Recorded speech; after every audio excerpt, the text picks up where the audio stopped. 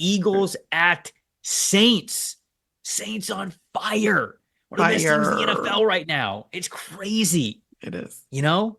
All right, so what do we got here? I'm excited to break this one down. Matchup that matters. Who we got? Very cheekily, Kellen Moore versus himself. Because you look at this Philadelphia. It's a little homage to the Rocky movies, you know, staring in the mirror. This is the toughest opponent. It's Kellen Moore. Kellen Moore's just looking in the mirror, shadow boxing before every game, and he's just like, "That's the toughest opponent you're gonna have today." I was thinking more of the mirror with the guy pointing at himself in the mirror. Just you. That works too. Yeah, no. Well, so here's the thing, though. You watched how the Philadelphia offense started to get going as they started to run Jalen Hurts. Last what was that? Monday night. Mm-hmm. They ran the ball 38 times in week 2, 5th most of any team. And yet, with the game on the line, where you needed to bleed clock on 3rd and 3, you passed the ball to Saquon Barkley. Why? Why did you get so cute? All you had to do was run it. You just you run the ball, and if it was Jalen Hurts, clearly we heard Nick Sirianni. This was like the most baffling thing to me. Nick Sirianni said, "Oh well, there's a mechanism built into that play that if it's not wide open, that he can take a sack. That Jalen Hurts can just take a sack." And I'm like, okay, well if you're not afraid of your quarterback getting hit, then just run your running quarterback and have him sit down at the 1 and bleed the clock. And even from there, you don't even have to kick the field goal at that point. You can still just run again. And if you don't get into the end zone, guess what? Your opponent is starting on the 1-yard line and has to go 99 yards to score. It didn't make any sense to me. None of it made any sense to me. And it was just Kellen Moore, I think, getting a little too cute. I don't know. You're gonna need to score on this New Orleans offense too. So I just run the ball, use Jalen Hurts in the run game, and make sure that you are controlling the clock as much as possible, keeping the ball out of the New Orleans Saints' hands as much as possible, and scoring some points. Just don't get cute. You've got the people to do it.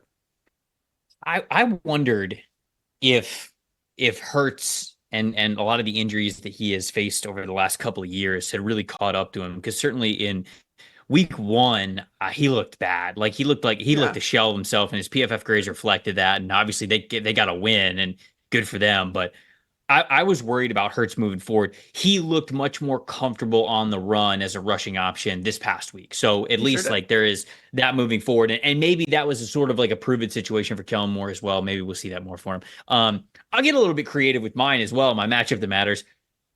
Clint Kubiak versus the world. And it's not really like a matchup like in this game, but genuinely, that's what it feels like at this point. He comes in from being the pass game coordinator of the San Francisco 49ers. Now he's the offensive coordinator of the Saints. And this man's lighting the world on fire. Sure, the players are making it happen. Don't want to take anything away from them being the ones to execute these plays, but holy cow, it's a lot of the same players that were there last year, and the offense was inept.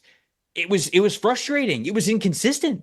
And now you look at this Saints offense, 76.2% scoring drives, which is first in the NFL. They're scoring on 16 of their 21 drives that they have had so far this season. That is number 1 in the league. They're also second on 3rd down conversions at 57.1%. So when it comes to having long drives, sustaining drives, and putting the ball into the end zone, they're phenomenal at it. And then when it comes to converting on those major key downs of 3rd and 4th down, they're also fantastic at that 2 weeks in. Tied for first in the NFL with 5 passing touchdowns. They have allowed the fewest quarterback pressures through 2 weeks at just 9. The offensive line is balling. And yes, I again think that this is the offensive line playing better, but you better believe out there that play calling and how do I say this?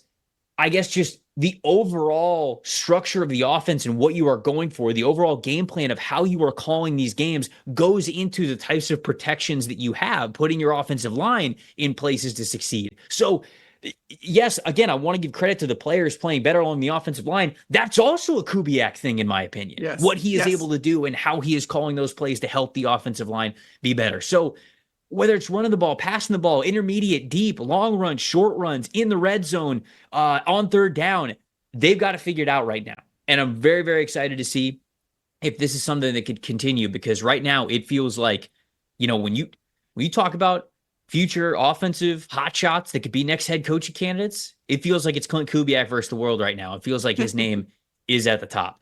Who's your plus factor in this one?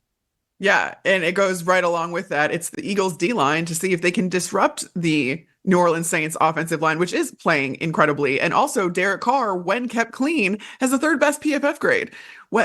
So when he's not under pressure, and that is not something that he's really had to deal with through 2 games because this offensive line is playing so much better because Clint Kubiak is scheming it up to make it easier on the offensive line and therefore easier on the rest of the offense. See how these things domino effect of helping out your offensive line. Take notes, Chicago.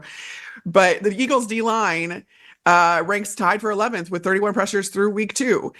Josh Sweat, Jalen Carter, Brandon Graham, who is still playing, are all top 3 for the Eagles, and that is going to be their biggest test. This is going to be their biggest test. This is going to be the New Orleans Saints' biggest test. Can the Eagles D line get to Derek Carr? Can they at least disrupt what Derek Carr and this New Orleans offense have been able to do across the board, even in Dallas at AT&T Stadium against that Cowboys defense, dismantled them completely. So what's the plan?